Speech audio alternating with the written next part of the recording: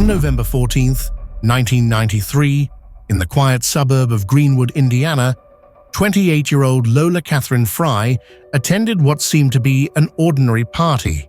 By morning, she would vanish without a trace, leaving behind a complex web of questions that remain unanswered for over 3 decades. Lola, known to her family as Kathy, was a former dancer at several Indianapolis nightclubs who was attempting to rebuild her life. Standing at 5'5" and weighing 120 pounds, with brown hair and striking green eyes, she was described by her loved ones as shy but playful, particularly around her siblings. She maintained close relationships with her parents, younger brother, and 4 sisters, regularly checking in with them multiple times a day. In the weeks leading up to her disappearance, Lola had relocated to Fort Wayne, Indiana, moving in with her sister, Laverne Barker. On that fateful November weekend, she had returned to Greenwood for what was meant to be a brief visit, packing only enough clothes for 4 to 5 days. The events of November 14th would prove crucial to the investigation. That evening, Lola attended a party at a friend's apartment in Indianapolis with her former boyfriend. According to witnesses, both drugs and alcohol were present at the gathering. During the party, Lola became unconscious, and multiple partygoers observed her ex-boyfriend carrying her to his vehicle. This former boyfriend, who would become the last known person to see Lola alive, provided police with his account of events. He claimed he had taken her back to his apartment that night. According to his statement, he left around 7:30 the following morning to unlock a property for co-workers. Upon his return, approximately an hour later, both Lola and her distinctive red and black 1990 Mitsubishi Eclipse, bearing the personalized license plate Lola, were gone.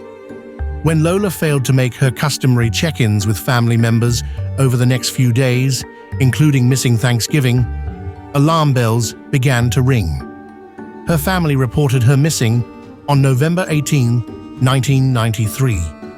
Adding to the concern, investigators discovered her bank accounts had remained untouched since the night she disappeared. A particularly troubling detail emerged during the investigation. Lola was scheduled to give a deposition the day she vanished regarding a lawsuit she had filed against a doctor who had performed her breast implant surgery. However, authorities have never formally connected anyone named in the lawsuit to her disappearance. The investigation that followed Lola's disappearance was extensive. Police received numerous reported sightings of both Lola and her vehicle, but each lead ultimately led nowhere. Multiple searches were conducted, including one utilizing specially trained dogs that uncovered articles with what appeared to be blood evidence. However, these items failed to provide the breakthrough investigators hoped for. A decade after Lola vanished, law enforcement took the significant step of excavating an area near her last known location. This search was part of a broader investigation involving 2 missing women, but no remains were discovered. Lola's sisters have developed their own theory about what happened that night. They believe Lola died at the Indianapolis apartment during the party, and that the men present concealed both her body and her vehicle. A private investigator working with the family has suggested that Lola's remains might be located somewhere east of the Edinburgh exit off Interstate 65, near Hope or Schaefer Lake. Despite the case being classified as a missing persons investigation, law enforcement has long treated it as a homicide. The complete absence of activity in Lola's bank accounts, her failure to contact her closely knit family, and the mysterious disappearance of her vehicle all point to foul play. What makes this case particularly haunting is the timing of Lola's disappearance. She vanished on the very day she was scheduled to provide testimony in a lawsuit, a detail that investigators have never fully been able to dismiss or confirm as relevant to her disappearance.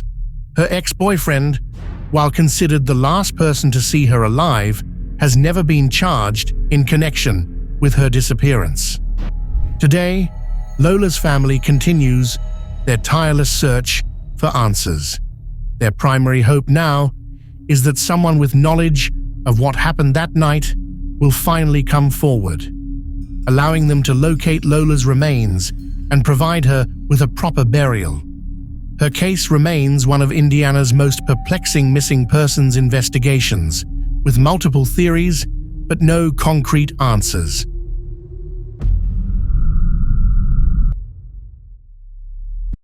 In February 2016, 19-year-old Morgan Bauer left her home in Aberdeen, South Dakota, with dreams of starting a new life in Atlanta, Georgia. With limited funds and a spirit of adventure, she embarked on a journey that would ultimately lead to one of Georgia's most perplexing missing persons cases. Morgan arrived in Atlanta on February 12th, having arranged temporary accommodation through Craigslist. Her first night was spent with a stranger she'd met through the platform. But soon after, she began moving between various hotels, stretching her modest savings as far as they would go.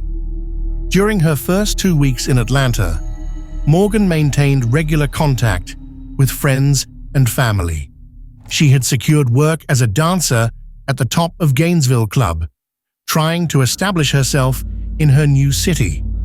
But on February 25, 2016, everything changed. That evening, Morgan left the club with a co-worker and the co-worker's boyfriend. They dropped her off at a See-I'd-Go gas station in Covington, Georgia. Security footage captured Morgan getting into a green Eclipse with an unknown driver. Her final Instagram post that day showed her walking, with an unidentified man visible in the background. After that, Morgan Bauer vanished without a trace. For 7 years, Morgan's disappearance remained a mystery, with her mother Sherry tirelessly advocating for answers. Then, in July 2023, the investigation took a dramatic turn. The FBI and local law enforcement executed a search warrant on a Georgia property less than a mile from where Morgan's last video was recorded. By August 2023, the case broke wide open. 2 arrests were made. Caitlin Goebel in Peoria, Illinois, charged with concealing death and tampering with evidence, and Jonathan Alexander Warren in Los Angeles, California, charged with murder, aggravated assault, concealing death, and tampering with evidence. The investigation's grim conclusion came in January 2024, when Jonathan Warren pleaded guilty to Morgan's murder. He was sentenced to life in prison without the possibility of parole. The details of what exactly happened to Morgan on that February night remained sealed in court documents, but justice had finally been served. In February 2024, exactly 8 years after Morgan's disappearance, a vigil was held in her honor.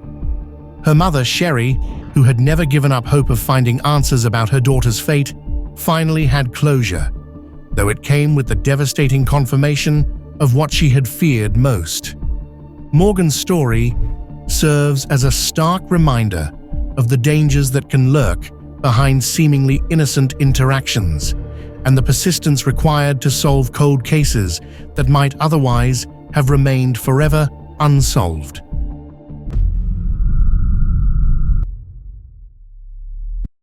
On January 26, 2011, in the midst of a severe snowstorm in Philadelphia, a disturbing discovery would launch one of the city's most controversial death investigations. Ellen Greenberg, a 27-year-old first-grade teacher at Juniata Park Academy, was found dead in her kitchen at the Venice Apartments on Flat Rock Road. The scene was shocking. Ellen's body had sustained 20 stab wounds, including 10 to her neck and back. A knife remained plunged into her chest. Her fiancé, Samuel Goldberg, discovered her body after returning to their apartment, claiming he had to break down the door to gain entry. Ellen was described by colleagues and family as a dedicated teacher who loved her students. She had recently become engaged to Sam, and by all accounts was planning their future together. There were no obvious signs of struggle in the apartment, no forced entry, and the door was locked from the inside. Initially, the Philadelphia Medical Examiner's Office ruled Ellen's death a homicide, a logical conclusion given the nature and number of wounds. However, in a stunning reversal that would spark years of controversy, the manner of death was changed to suicide just 4 days later at the urging of Philadelphia police. The investigation revealed several peculiar details. Ellen had reportedly searched online for information about suicide and anxiety in the weeks before her death. However, the searches were conducted during school hours when Ellen would have been teaching, raising questions about who actually made these searches. The crime scene processing itself became a point of contention. Before police obtained a proper search warrant, the scene had already been cleaned. Critical evidence may have been lost in this process, compromising the integrity of the investigation. Dr. Josh Greenberg, Ellen's father, has led a tireless campaign to have his daughter's case re-investigated. Multiple forensic experts have since questioned the suicide ruling, pointing out that several of the stab wounds appeared to have been inflicted from behind, an angle nearly impossible for self-infliction. Former Assistant District Attorney Guy DeAndrea, who later reviewed the case, stated publicly that Ellen's body appeared to have been moved after death, contradicting the original scene documentation. He noted that the position of Ellen's body and blood evidence were bizarre, to say the least. Despite numerous legal challenges and appeals, including a 2023 court ruling that upheld the suicide determination while acknowledging the investigation was deeply flawed, the case remains officially closed as a suicide.